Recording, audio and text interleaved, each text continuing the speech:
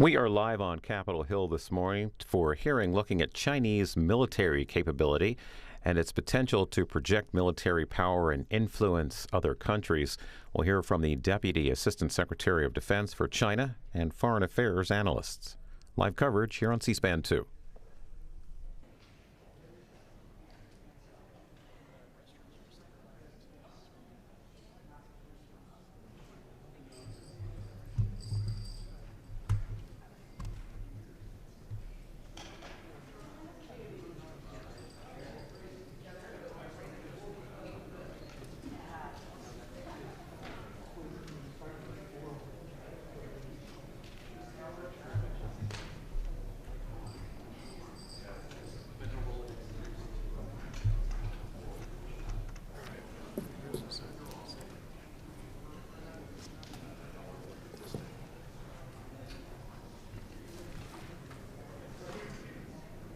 Good morning, ladies and gentlemen. Welcome to the second hearing of the U.S.-China Economic and Security Review Commission's 2020 annual report cycle, and thank you for joining us, especially to our witnesses for the time and effort that they put in to the testimonies. You're going to be treated some really good thinking here today. We'd also like to thank the House Foreign Affairs Committee for securing this room for our use today. Today's hearing examines China's ability to project military power and influence beyond its shores and the implications of these growing capabilities for U.S. interests. In January 2016, after Communist Party General Secretary and Central Military Commission Chairman Xi Jinping reorganized the People's Liberation Army, this commission explored the push toward making the PLA a force more capable of conducting global operations. And I think Commissioner Fiedler was the co-chair for that one, too. 4 years later, we're examining what progress the PLA has made in fulfilling Chairman Xi's admonition to the military to be able to protect China's international interests. Now, as part of the Commission's contracted research, Janes is preparing a report on China's logistics capabilities for expeditionary operations. And that should be published in about a month, we hope. This afternoon, you're going to hear from Chad Peltier, who is the lead author of the Janes report, and he's going to discuss some of its main findings. That's panel 2 this afternoon, I think at 1 o'clock. But let me just stop a minute and say, first of all, the sky is not falling. This is not kind of a Chicken Little exercise here.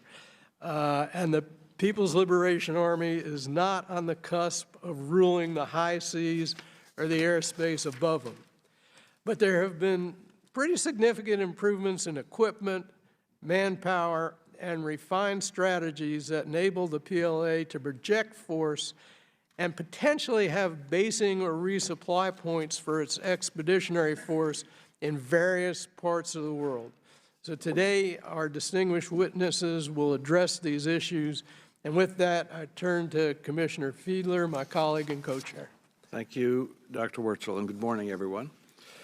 To our witnesses, I want to thank you for being here to share your insights on China's power projection and expeditionary capabilities. The recent history of China's military modernization is replete with underestimation, just as its march towards democracy is replete with exaggeration. The rise of all great powers requires them to develop the ability to project military power. There is little question that China and the rest of the world perceive China as a rising power. Through the centuries, developing naval power was a necessity for all rising powers. Today, the exercise of military power is vastly more complicated and uncertain. There is little question that China's ability to marshal significant military strength in its own neighborhood is significant. Today, our hearing will seek to better understand how China views its future expeditionary capabilities. This will, of course, involve a discussion of military hardware, but perhaps more importantly, our witnesses will also discuss the diplomatic, economic, and political circumstances China seeks to create to build the foundation for a reliable power projection capability. We will also explore in this hearing and in others to follow how China's strategy to be a world military power impinges upon U.S. national interests. Thinking realistically about this now is critical to developing national security policies in this and in future decades. Before we begin, I'd like to let everyone know that today's testimonies and transcript will be posted on our website, www.uscc.gov. Our next hearing, A China Model, Beijing's Promotion of Alternative Global Norms and Standards, will be on March 13th. Thank you again for joining us today, and we'll proceed with our first panel. Actually, before we start with our first witness, our chairman has a word to say. Good morning. I just wanted to welcome our new commissioner. Commissioner Bob Borokoff from Houston, Texas, is our last and final appointed member. We are delighted to have him on board and look forward to his contribution. So. Thank you. Our first witness today is going to discuss how the Department of Defense views the People's Liberation Army's growing power projection and expeditionary capabilities and the implications for U.S. interests and global military operations. Chad Serbagia is Deputy Assistant Secretary for China at the Department of Defense, and he's responsible for advising the senior leadership within the department on all policy matters related to the development and implementation of defense strategies, plans, policies, and bilateral security relations for China. He is the first official to sit in this position following its creation in June 2019. Previously, he served as the director of the China Research Group for the U.S. Marine Corps, and he was a principal advisor on China to the Deputy Commandant of the Marine Corps for Information and Director of Intelligence. He served as the Deputy Director of the China Strategic Focus Group at the U.S. Indo-Pacific Command, but then it was the Pacific Command. He served in Beijing as a military attaché, a naval attaché, and I think you operated the hotline there, didn't you? So thank you very much. We're going to try and hold you to about 10 minutes to leave room for questions and answers. Commissioner Wartzel, Commissioner Fielder, distinguished members of the Commission, thank you for the opportunity to meet with you today. My testimony will focus on the policy implications of China's military power projection and what this challenge means to the Department of Defense as it reorients to strategic competition with China. The bottom line is China represents the most formidable contemporary long-term security challenge for the Department of Defense and the United States government as a whole, and that the People's Liberation Army's development of global expeditionary capabilities is a critical feature of the challenge. To meet this challenge, the Department has adopted long-term holistic strategies and policies to compete in peacetime and, if necessary, prevail in crisis or conflict.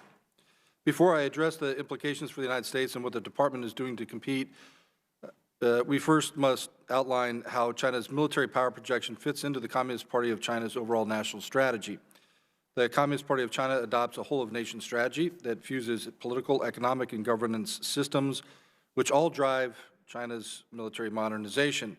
It is important to point out that China construes its military strategy as subordinate to China's overall national development and security systems and strategies, which are designed to attain the CPC goal of achieving the great rejuvenation of the Chinese nation.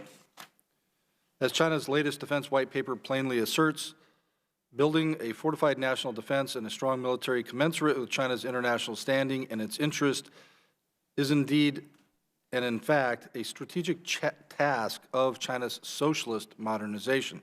Safeguarding China's interests, sovereignty, security, and development is the fundamental goal of China's national defense in the new era, which includes 9 specific national defense aims, or what we would perhaps call missions. Further, China's military strategic guidelines for a new era continue to adhere to an active defense military strategy and established strategic goals for the development of China's national defense and military in what they call the new era. First, to generally achieve mechanization by the year 2020, with significantly enhanced informationization and greatly improved strategic capabilities. Second, to comprehensively advance the modernization of military theory, organizational structure, military personnel, and weaponry and equipment in step with the modernization of the country itself, and basically complete the modernization, which they would characterize as an informationized force of the national defense by 2035. Last, to fully transform the People's Armed Forces into world-class capabilities by the mid-21st century. In light of this very rudimentary outline of China's defense and military, I will draw attention to a few key areas or elements that inform China's pursuit of a global expeditionary capability. First is the emphasis of the PLA military strategy to support China's increasingly global development and security aspirations across the entirety of the spectrum of conflict, so steady state through crisis and into conflict scenarios.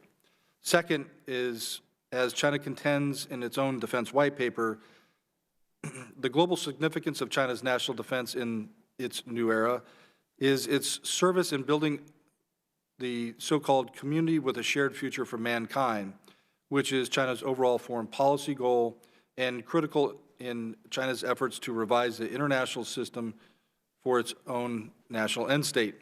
Last is the role of technology that China contends is a defining feature of future war, and thus essential to setting global conditions and preparing advanced warfighting mechanisms or forms like informationized and intelligentized warfare.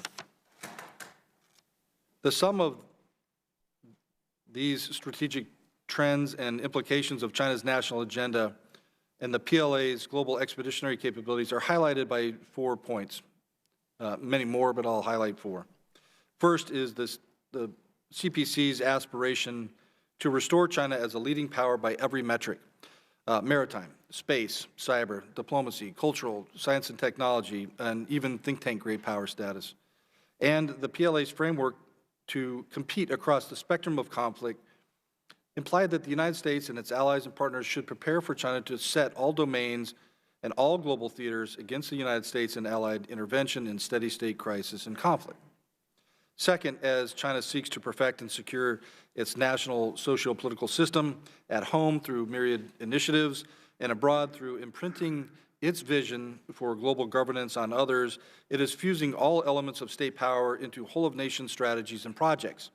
As China marshals every organ of power, seams and gaps and imbalances within our own joint forces, across the U.S. interagency, and among our allies, alliances and partnerships will be intensified, and exposure of PRC weaknesses harder to depict.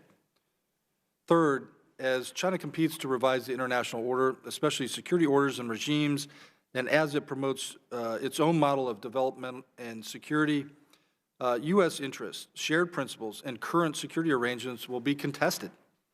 Our allies and partners will face mounting pressures to balance between the two powers if we allow that to be drawn in that light, while U.S. influence, access, and maneuver space in all domains will face erosion unless we animate our response. Fourth, as China seeks to safeguard its mounting global sovereignty, security, and developmental interest, not least of which is China's aim to resolve its territorial integrity claims by force if necessary, the United States and our allies and partners will face increasing tests of resolve, increasing calls to accommodate China's preferences for the international and regional security orders, and increasing taxes on joint forces and U.S. alliance strategic resiliency. As an example that crystallizes China's ambitions is the significant expansion of China's expeditionary maritime forces, its Navy and its supporting element, its Marine Corps, which will progressively compete across the spectrum of conflict and serve all the functions mentioned before. This capability, to quote some Chinese theorists, is becoming a, quote, shining business card for the People's Army. In this context, the first time the United States cannot answer an ally's or partner's call, and China does, or if we aren't postured to break China's military coercion if necessary, we will suffer a loss. The PLA's aim is clear here, and it's best exemplified by China's new Marine Commandant, who a year or so ago reportedly, and who is reportedly tasked to develop a global expeditionary forces to serve as a, quote, strategic dagger that Chairman Xi trusts and can rely upon. First, to act in steady state as another arm of Chinese influence, and second, to defeat, if needed, U.S. intervention. The Department of Defense, however, has a concentrated, long-term approach to meet the challenge from China. This approach is codified in the 2018 National Defense Strategy and centers around 3 lines of effort. First, we are building and deploying a more lethal, resilient joint force. This includes renewed efforts to man, train, equip military services and their components by leveraging existing capabilities while fielding new platforms and technologies to prevail in the future fight, if necessary. Second, we are strengthening alliances and partnerships to bolster key asymmetric advantages vis-a-vis China, which is to maintain a free and open Indo-Pacific and international system with the support of like-minded partners. And third, by reforming the Department for greater performance and affordability. The National Defense Strategy makes clear that competition with China does not mean confrontation, nor must it lead to conflict. A key component of the National Defense Strategy is to maintain a constructive, stable, and results-oriented defense relationship with China that promotes open channels of communication to prevent and manage crisis, reduce risk of miscalculation and escalation, and cooperate where interests align. The implications of China's global expeditionary capacity and military modernization, however, may be profound. This is a long-term challenge that will require sustained funding and strategic planning to address. It will require an increase in regional and global investments, as well as redoubling interagency and ally and partner efforts to maximize efficiencies and to unify. The bottom line is there is no zero-cost solution to competition, global competition with China. The challenge from China is not a replica of that posed by the Soviet Union during the Cold War. It warrants approaches defined by the unique features of the contemporary conditions and not necessarily just legacy rivalry. It is, however, equally as consequential and therefore merits the same concentration of effort as put forth in the past. The Department of Defense is posturing to meet this challenge by putting in place strategies and policies to compete in peacetime and prevail in any conflict scenario involving China. Thank you for your time, and I look forward to answering your question, any questions you may have. Thank you very much. Chairman Cleveland has the first question. Thank you for your testimony. It was extremely helpful. I'm not sure agreeing to answer any questions is in your interest, but we'll see. I have a fairly narrow question. You mentioned that logistics enable the Chinese to compete across a spectrum from steady state to full conflict. And I view logistics as essential to any rising power. You have to have a backbone. But logistics are anchored at home. And I was interested, I think Commissioner Wurtzel pointed out about 2 weeks ago, that Wuhan, which is the epicenter of this virus, also hosts Logistics Support Command headquarters. So I'm curious how the logistics backbone in China is being deployed or used to support or address the internal problem when it comes to the spread of coronavirus. Because if they can't do it at home, I'm curious how they'd be able to deploy abroad. It's very clear, ma'am, thank you, that's a great question. I believe that we still do not have a complete picture yet about exactly how the Chinese are approaching its response to what's now called COVID-19 and the implications on China. It's ongoing, it's dynamic, it's changing. We don't have all the details yet. But it is fascinating to watch, I think, initial outcomes of what they've done, one of which is what we've noted was actually a very early injection of the PLA as a national mobilization response to this condition, probably earlier than, I think it's safe to say, earlier than past practices had been, particularly at the national level. So as national mobilization systems have started to energize and build out, very early on was the PLA. You saw them arriving on the scene, and you continue to do so, particularly from that. With respect to the logistics support force and its headquarters or hubs in Wuhan, I suspect that that is certainly an aspect that the Chinese PLA and the CMC leadership have leveraged in response here. It's no doubt that they're critically involved. The ramifications of COVID-19 across the force is important. I don't know if we have the full depths of that yet, but certainly that ability to marshal its own mobilization and emergency response systems bears greater scrutiny and further detail, I think. I think the other aspect of this that I'm interested in, and again, Commissioner Worsel's expertise can speak to it, is that you have a PAP Command Academy in Wuhan. You have a number of really important training and headquarters based in Wuhan, and I'm curious about whether those services are getting privileged treatment in terms of, but not a question for today. So you're basically saying, as I'm hearing it, that they have mobilized the PLA and that logistics is a part of that. We just don't have a clear sense of what part of that. Is that? I think that's fair. There's certain aspects I'm sure we can't talk about here in this forum, but it just, even in watching the open source, is a very active and concerted effort by how the PLA and other Chinese forces under the CMC are being brought in to bear on this problem early, often, rigorous. It's a reflection of a lot of national aspirations that they have. And to the degree that they do this well or poorly, you know, at the end of the day, beyond the, you know, the human sense of tragedy here and the difficulty and challenge that the Chinese people are facing with this is, at the end of the day, this will make the PLA better. Or not. Or not. Thank you. Mr. Secretary, in your October 17, 2019 testimony on China's Maritime Silk Road, with respect to partners and potential partners, you mentioned and discussed sharing our best practices for engaging with China with other countries. It's kind of a hand wave. You don't really go into those best practices. So I wonder if you would tell us what those best practices are.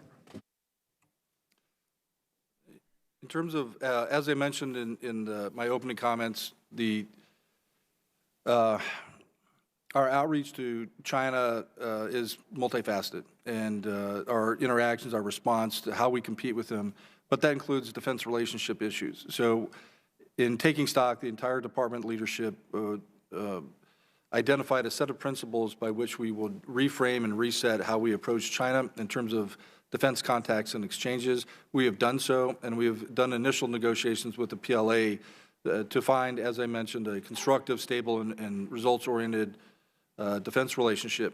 Those practices, as we codified them through documents within the Defense Department, we've shared that with allies and partners across the globe as a means by saying is we have to do better about how we think about China, how we interact with China, what we expect to see from them. Because when we talk about marshaling all and unifying our allies and partners together, this is one of the techniques to do so. And I think we've actually had very good success in doing that. Outreach with allies and partners across the globe have been reflective. We've listened to their feedback. They helped inform the process. And in a lot of cases, we're seeing them advocate for the development of a like product even within their own ministries of defense. Commissioner Fiedler. Some years ago, when we were first exploring Chinese military modernization or in our hearings on Taiwan, we were focused on asymmetric capabilities of the Chinese. When we discuss expeditionary capabilities, we're talking more, or perhaps talking more about conventional capabilities. And our concern with asymmetric capabilities vis-a-vis Taiwan, for instance, was their ability to slow us down in response if we were to respond to any attack on Taiwan. What does the Defense Department think about the expeditionary capabilities of asymmetric capability? That's my question, first. That's a great question. I'll tell you, even in open source, if you listen to the Chinese leadership, not just theorists or authors, but actual leaders of the Chinese, and I'll point to one in particular, the current leader of the Chinese Marine Corps equivalent is a Vice Admiral or Rear Admiral Kong Jun. And when he talks about this very specifically about the requirements for him and his force and as a broader PLA effort is that they have to go global, and they have to do this with expeditionary capabilities for exactly the same reason the United States has always valued those same kind of capacities. But he talks about it very clearly, definitively, in terms of being an all-domain force. And so they will look at asymmetric advantages to the extent that they have, but it's not a niche capacity. It is an all-domain capacity, particularly into the construct of where they want to be at, which is a fully informationized force. In that light there is a very clear dynamic that is changing in terms of how the Chinese transition from a mechanized force, which is a force bent or oriented on annihilationist practice, to one of informationized capacity, which leverages high-tech capabilities and integration and is defined by systems confrontation rather than just pure annihilation, is that change now from moving from a continental capacity out to a force that can extend globally really does change the dynamics. I don't think that the PLA have quite figured that out all yet, but they certainly are pursuing that, because what that means for them, I believe, is that will bring to bear new asymmetries that they have just not yet seen. And I think certainly for us is that should help inform our own force, or the department, is that, you know, the new competition in the future is not the same asymmetries that we faced in the past, but will be asymmetries perhaps of competition on a global scale for global deployed power projection and expeditionary forces. And I'll only add and kind of foot stomp this point that I mentioned in the comments earlier is not just for conflict. It's in steady state. It's steady state competition that matters here because of what the PLA does for its overarching national objective sets. So, you know, competition is not just being able to defeat the Chinese or them, us, in a high-end conflict. That's part of it. But it's also, do you have the influence to change regional and security orders, to lay infrastructure, to be the backbone in support of One Belt, One Road projects and other kind of issues like that? What you're actually introducing, too, beyond military asymmetry is political asymmetry, right? The one thing that is clearly different historically is going to be the role of space in the ability to project power. Not just from their, not even in an asymmetric sense, but in a fundamental sense. Would you comment on sort of the Defense Department's view of Chinese activity in space as it involves expeditionary capability? Yes, in the previous testimony, we talked about the topic was about China's Maritime Silk Road, and one of the aspects that we drew out of that was the linkages between the Maritime Silk Road specifically and China's aspirations for a digital Silk Road. So this digital backbone, which is massively enabled by space capacity, is certainly a critical aspect. Their future warfighting approach, this informationized or ultimately intelligentized warfare capacity, is highly dependent upon that. That's why China talks about very clearly of seizing the commanding heights of these kind of capacities or technologies, because they see those as critical enablers. I think it's informing us in a very important way, one of which is they have a choice like we do, which is you could find approaches which reduce or limit your dependency on that technology. It's very complicated, it's very expensive, it can be vulnerable at times, but they chose deliberately not to do that. They chose to actually invest in that and to build out those capacities. So in turn, we have to look at that as where we make investments and what challenges that presents to us, and we are. Thank you very much. I'll have another. Senator Talent. Thank you for being here. Your testimony is very interesting. I have two questions. One of them is, how, in your opinion, is the PLA reorganization proceeding, and how does it bear on this? You mentioned the Joint Logistics Support Force. I think that the need to push through and finish that reorganization and understand its implications is a substantial constraint on PLA decision-making. We haven't heard a lot about it, much less any real analysis of how well it's going. So if you have an opinion on that, I'd appreciate it. And the second thing is, if you can, and I know since you're here representing the government, you have to be careful about speculating, but every witness who's going to testify today is going to say, and I think properly so, that they're shaping and sizing the PLA in part to support their interests and investments abroad. And that's a primary driver. You've said the same thing, and I think that's correct. Can you give us a flavor of what that is likely to look like in actual scenarios? What does that mean? If you don't mind speculating a little. I mean, big investments in a third world country, corrupting the leadership, and then there's unrest against the leadership, and are they going to send in the PLA Marines to support the government? And give an idea of what you think that might entail. Senator, thank you. Both great questions. As for PLA reforms and its reorganization, we had an opportunity. We invited the PLA to come and brief us out on last year's published defense white paper. They did so. It was a several-day-long dialogue and discussion that we had with them, and I found some very interesting insights. I think that they found our own questioning of them helpful. In fact, asked me to go around and share our own interpretation of what it is so that others could better understand that. I'm glad to do so, and I told them that they probably would not necessarily like what we said, but that we would be glad to tell as truthfully as we could our own understanding.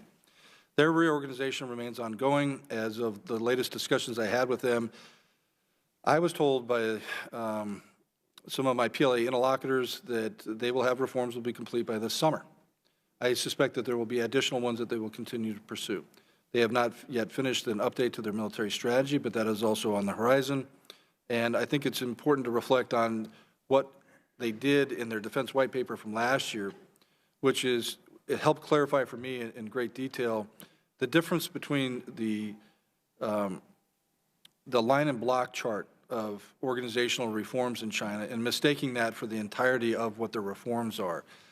I think that in the Chinese way that they view their own logic system for organizing principles is beyond just organizational charts. So as many analysts looked at organizational charts as a reflection of how Chinese PLA reforms are going, the fundamental aspect or the central update that they provided in their defense white paper was not the organizational changes, but it was actually what they called the policy system enactment, which is policy system in this case being a designation about how these organizations will now relate with each other, because that's how they think about it, systems.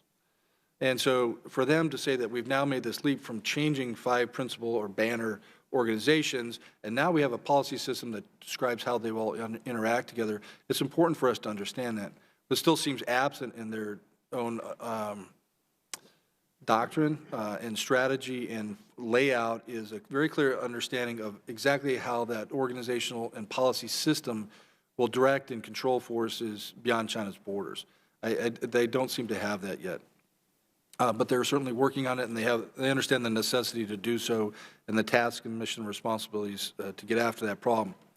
As for the second question, what does it look like in future scenarios? This is a very significant issue for the department, and it's really informed us, as I mentioned, about our approaches through the National Defense Strategy.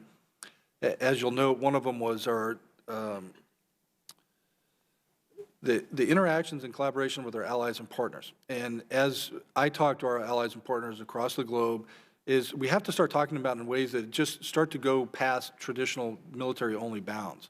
And in this case, I'll highlight one that's certainly in the news very often, which is a lot of Chinese technology capacities and what they're trying to do. Those you traditionally would fall under economic or commercial lines of effort, but increasingly those have implications for security orders, for security processes, for the United States to flow troops through areas, to share intelligence, to share information, to collaborate, to move things.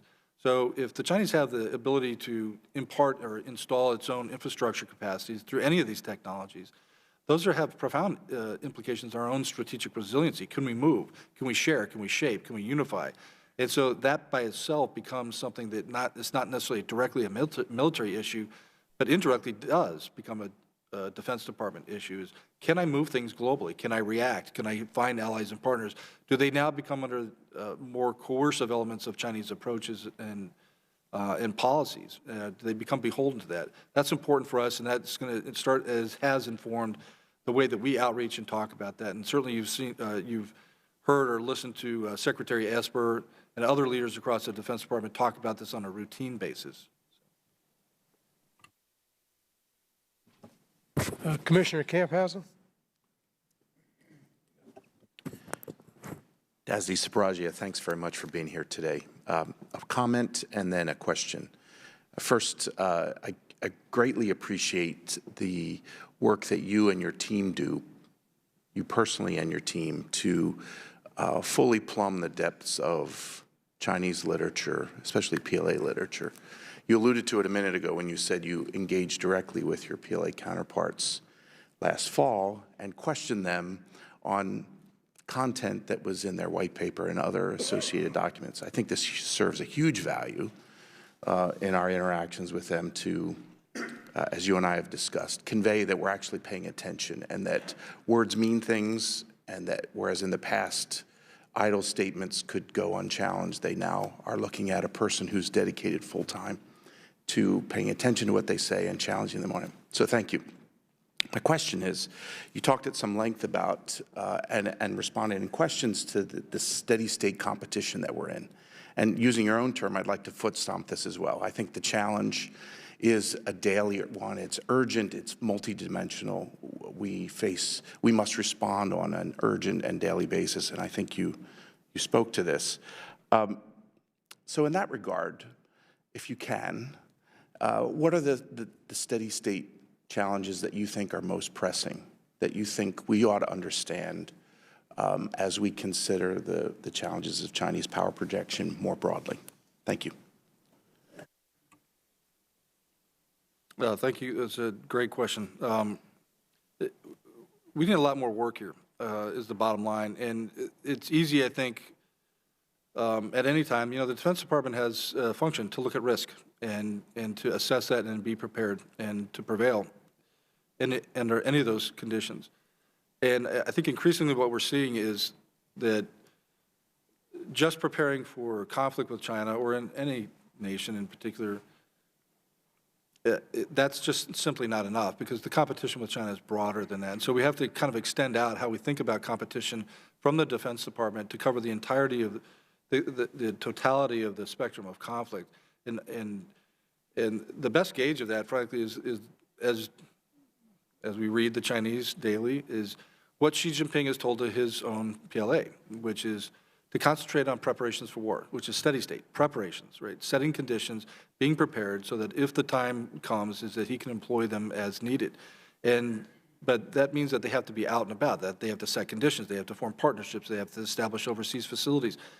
And we have to think about it in competition too, which is that's ultimately is if you're prepared there, you'll win. And if you're not, you lose. And so it's not about waiting or defining the best response in a conflict scenario. The conflict scenario is starting with preparations and steady state. And so this artificial bifurcation that we've obviously had in the past of steady state is one campaign and effort and conflict separate. I think that those lines are starting to be erased, and you're starting to see, certainly on the Chinese side, and I think increasingly on the United States side, is it's one seamless continuum of, or spectrum of conflict. So I think certainly the Secretary understands that very clearly, and it's about us marshaling that. That opens up apertures, I think, about understanding what it means is when we interact, when we partner, when we exercise, when we train, and when we have security cooperation with partners around the globe. That is part of competition, and that is part about setting conditions to prevail if necessary. Commissioner Lewis?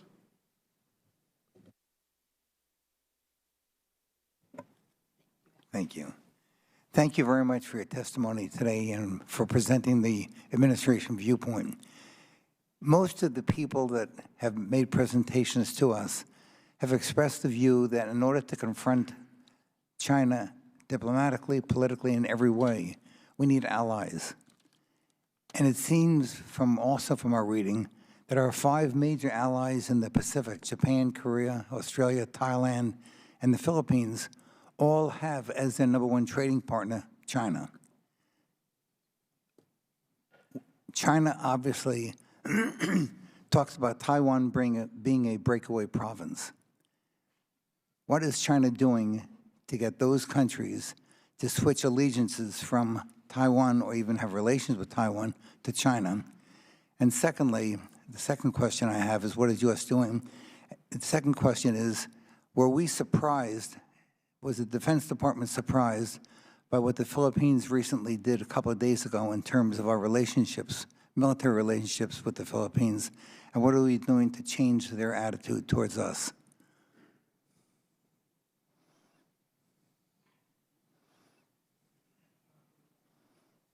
In terms of the first question about switching relationships, our treaty allies and our other allies and partners in the Indo-Pacific are very strong and robust. I think the overall characterization would be very healthy. I think we have longstanding and in a lot of cases increasing collaboration and interactions with them.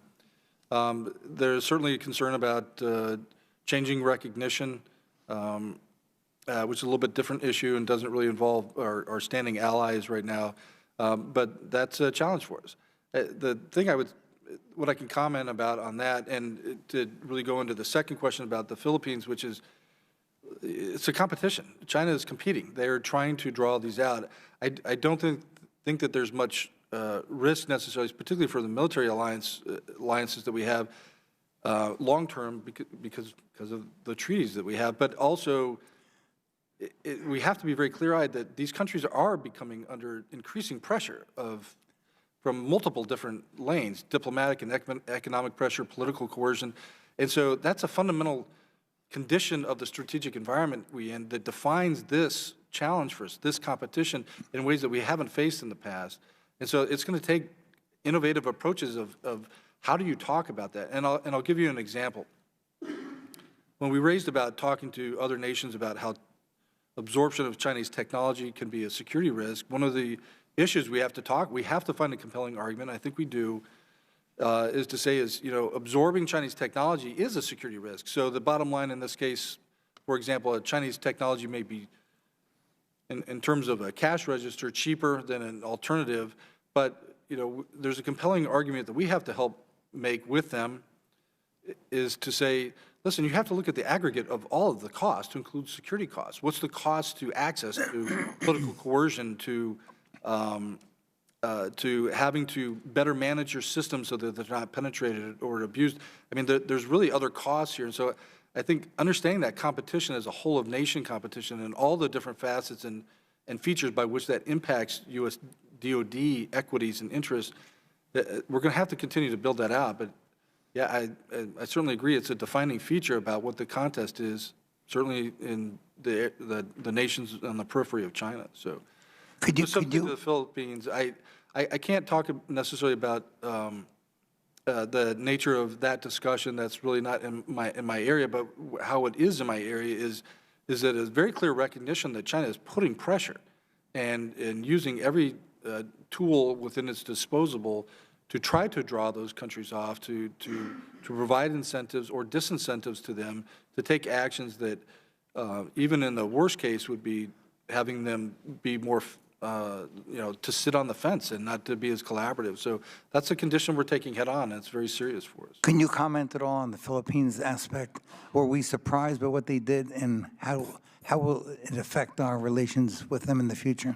Yeah, I think it's probably better to let the DASDs who are responsible or others that are responsible for that specific defense relationship. But in terms of our understanding of how China pursues this is not a surprise. This is something we anticipate. We know it's going to get harder in the future. As China's capacity builds out, you will see more of these efforts to do so. Our job is to mitigate those, and ideally is to prevent them proactively. So. Senator Goodwin. Thank you, Mr. Chairman, and thank you, Mr. Secretary, for your time. As a follow-up to Senator Talent's question, and as we'll actually get into a little bit later today, we're going to examine some of the rationales and the motivations behind the development of these capabilities. And I think as Senator Talent's question alluded to, a lot of the growth and the development of these capabilities are tied, in no small part, to protect Chinese investments, interests, and citizens overseas. And I'm curious for your reaction. I think if you take that sentiment to its logical extreme, it could be characterized as just the inevitable outgrowth of their economic growth. So as their economy grows, they are increasingly involved in global trade with other trading partners around the globe. Necessarily, they will want to have a force capable of protecting those interests, investments, and people overseas.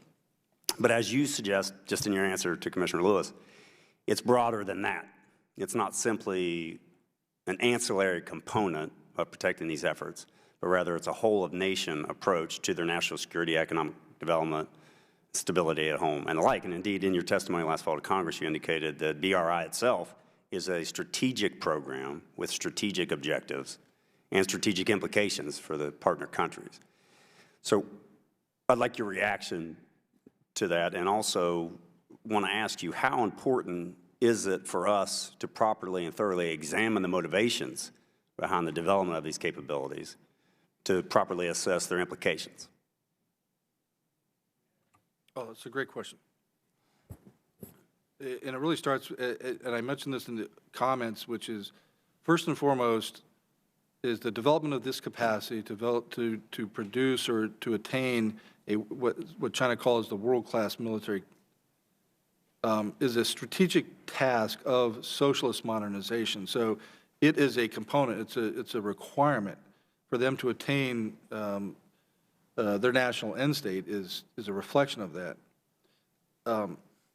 For the second part of the question, I think that's really valuable. And in fact, we're spending a lot of time and effort within the department, and certainly within my team and our network of experts that we interact with, is I think it is absolutely essential that we accurately characterize the motivations and drivers about why China is building this capacity. So we understand at the national level that it's a component of how China defines its long-term goals, but there's other drivers. And I think that there's a great risk in being one-dimensional in saying that they're doing this because of this singular reason. First of all, that's clearly not how the Chinese talk about it. It's multifaceted, and if you look at it in a very one-dimensional way, such as they're only doing it to help safeguard their economic interests, or they're only doing this to help develop and impart a different or a revised international order, or if they're only doing it just for pure military reasons to put themselves in a position for success in terms of conflict with, as their euphemism is, powerful enemy adversaries, right? The United States.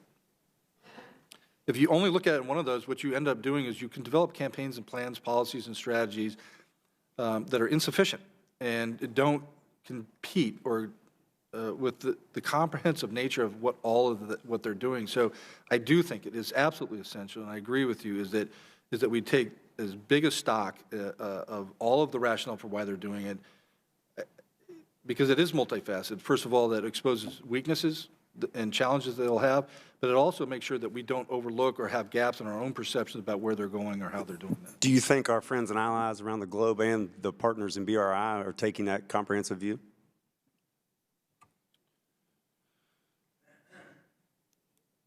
I can't say that there's any particular nation or entity that has mastered this perfectly in its entirety.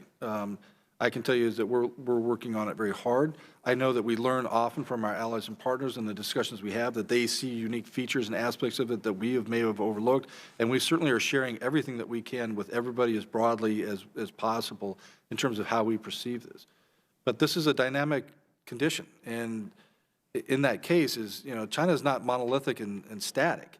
Every time you get better, as you make a better pitch, as you get a better understanding, as you formulate a better campaign or response or policy, as China is also reacting to that as well. So it's wrong to think about that there's a singular solution, and then once we kind of discover that formula, it will all be rich and successful and stability will reign.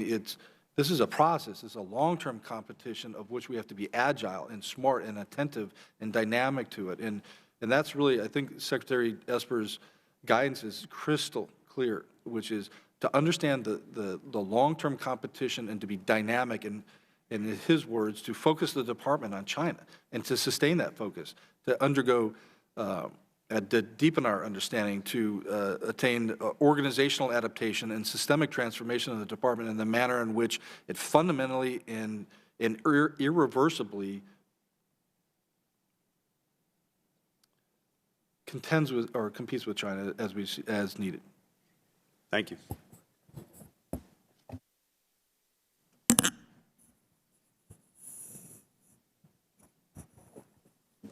I thought my wave was enough. Commissioner Bartholomew, Vice Chairman Bartholomew. Thanks very much, and thank you for both appearing here today and also for your service. We all appreciate it. I'm just interested as listening to you talk about the whole of government approach that the government of China has. I know you're in the DoD lane, but we have to make recommendations to Congress, and I wondered if there's anything that you could suggest that Congress could or should be doing to facilitate a whole of government approach on the part of the U.S. government. You know, annual submissions, budgetary requirements, and other support in those lines, I'll go past that because those should be self-evident. Those come from the department. I don't think I can add to them. It's not my specialty. But I will provide some interesting insights and, as we think about what the commission can recommend.